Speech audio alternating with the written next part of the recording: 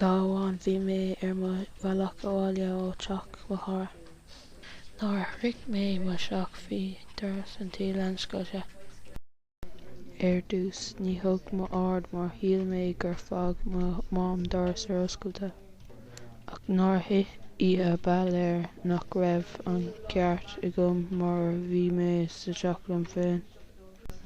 Cúla mé turn thíos dara nuair mac liom fustar a dhéanamh d'org mé agus steig mé amach an fuinneog.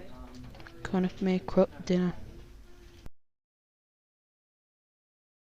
Bhí mé ag crit le hagla, bhí mé ag scéalm le haghaidh mo bhreatha. Gan rogha pléas fearr isteach sa seomra scread mé in ard mar sin is mo gútha. Ar anraí an saoil thug mé mo phompoca mo mála agus gléic mé ar na nárdaí. Ansin cúla mé na Gardaí ag teacht. D'éirligh an gcadaí amach ón fuinneog. Scór carr na Gardaí ansin bhí timpse carr rith an gcadaí ar luas leastarach chonaic mé cad a tharla.